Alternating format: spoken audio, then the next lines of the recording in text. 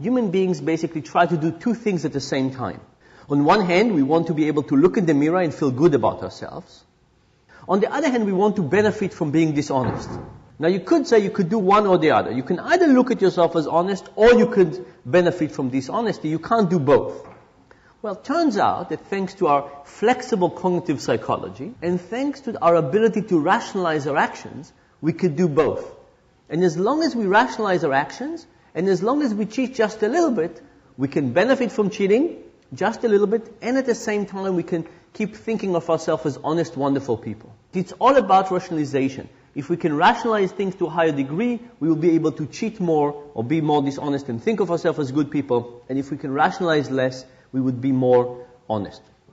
And by the way, it's not as if we have a lot of big cheaters, we have a lot of little cheaters. In this book, in this research, we've basically tested about 30,000 people. And from those 30,000 people, we found 12 big cheaters. And those 12 big cheaters together stole about $150 from me. From those 30,000 people, we also had 18,000 little cheaters. And they stole together $36,000 from me. And I would like to argue that this kind of reflects what we have in society. Sure, there are some big cheaters out there, people who just go all the way, but there are very few of them. And in fact, the magnitude of dishonesty we most likely see in society is by good people who think they're doing good work, but in fact cheating just a little bit, but because there are so many of them, of us, this actually has a tremendous economic impact. There's a little joke that Johnny comes home from school with the little note that says that Johnny stole a pencil from the kid who's sitting next to him. And Johnny's father is furious. And he said, Johnny, you never steal a pencil from the kid who's sitting next to you. This is unacceptable. I can't believe you do this. You're grounded for 2 weeks. And besides, Johnny, you know very well that if you need a pencil, you could just say something. You could just mention it and I can bring you dozens of pencils from the office.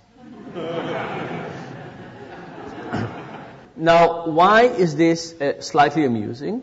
Because I think we all recognize that if we took 10 cents from a petty cash box, we could not help but think of ourselves as thieves.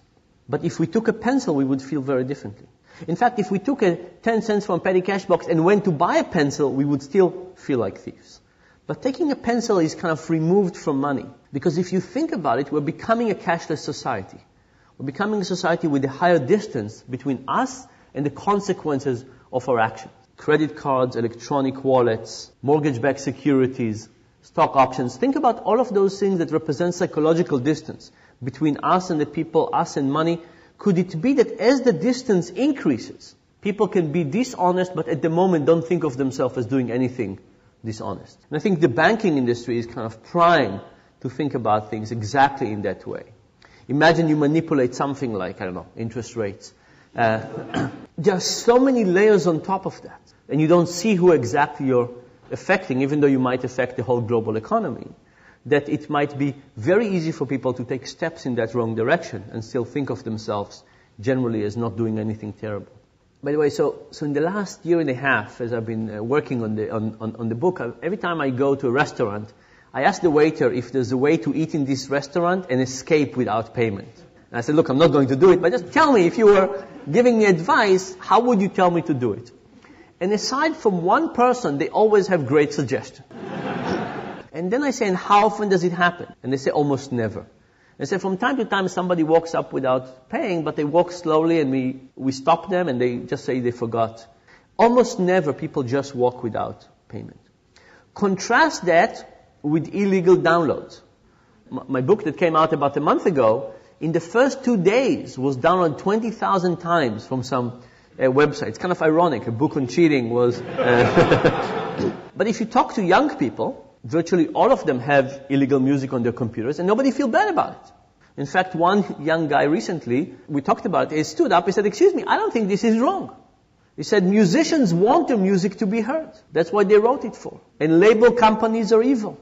And he said, besides, I was not going to buy this music anyway, so I'm not hurting anybody. And everybody is doing it, right? So this guy, in fact, if you listen to him, he was not downloading illegal stuff. He was fighting for freedom, right? He was promoting the world, making it a better place.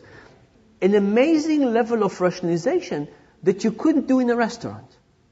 You can't go and say to yourself, oh, you know what, chefs really want their food to be eaten. And it's really owned by a conglomerate that is really not that good. And I mean, some things lend themselves to a much higher degree to rationalization, some things are much harder. So we talked about what gets people to cheat more. What would get people to cheat less? What would get rationalization to go down? To kind of scrutinize their own actions. Being reminded of values. Yeah, we've done that in a couple of ways, and it's really quite, I think, optimistic. We went to UCLA, Los Angeles, and we asked about 500 students to try and recall the 10 Commandments. But after trying to recall the 10 Commandments, when we gave them the same opportunity to be dishonest, nobody was dishonest.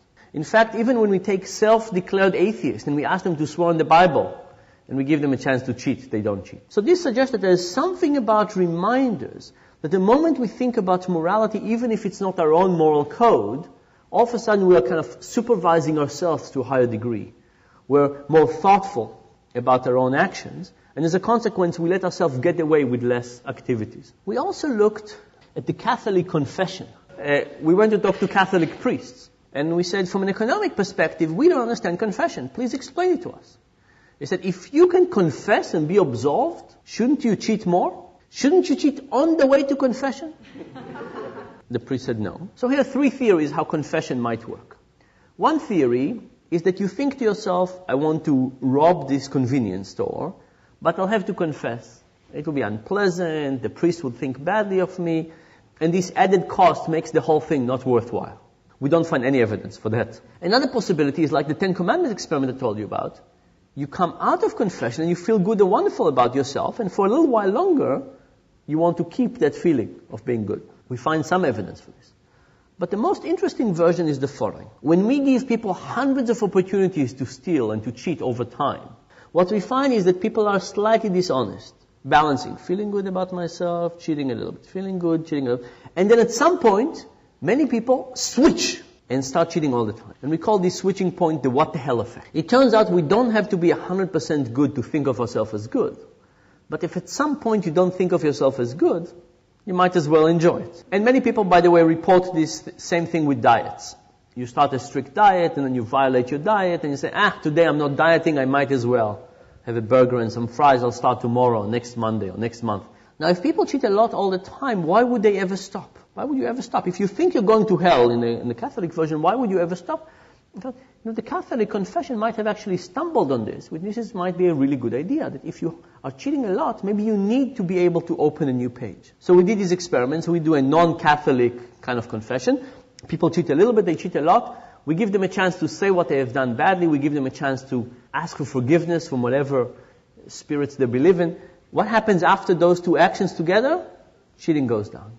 Opening a new page does seem to be very successful. And this, by the way, I think is something that religion figured out, and the question is, how do we put it into civic society?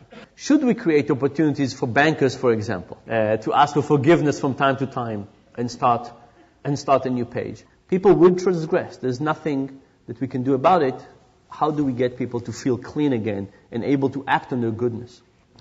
Let me just summarize with the following.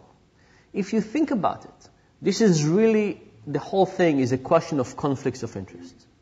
And conflicts of interest mean that we have a pool to see reality in a certain way, and we could justify our view. Imagine that you like a particular soccer team, and you go to a game and the referee calls a call against your team. Is there any way but for you to think the referee is evil, vicious, stupid, blind, something like that? Of course not. You can't help but having your motivation influence how you see reality. Now replace your team with $5 million or with something else, and you could see how the same forces would get you to see reality in a biased way. So imagine you were a banker, and imagine that I paid you $5 million a year to view mortgage-backed security as a good product. Could you help but seeing them as better than they are? Now, I'm not saying that you will shift your opinion from thinking that they are terrible to thinking that they are wonderful, but you will probably shift your understanding of them. And what if everybody around you thought that they were great as well? And what if they were difficult to compute and you were sitting there with a big spreadsheet and you would different calculations and parameters and estimators, and in the bottom you would see their final value, but it would also reflect on your end of year bonus? Wouldn't you shade your evaluation even further? And this is actually quite important, because if you think about the whole financial crisis, We've taken people and we put them in situations which basically are guaranteed to blind or at least to distort their vision. And we expect people to overcome that. We all have a tendency to think of people as good or bad. And we say as long as we kick the bad people, everything would be fine. But the reality is that we all have the capacity to be quite bad under the right circumstances. And I think in banking we've created the right circumstances for everybody to misbehave. And because of that, it's not such a matter of kicking some people and getting new people in. It's about changing the incentive structure. That because unless we change that, we're not going to get forward.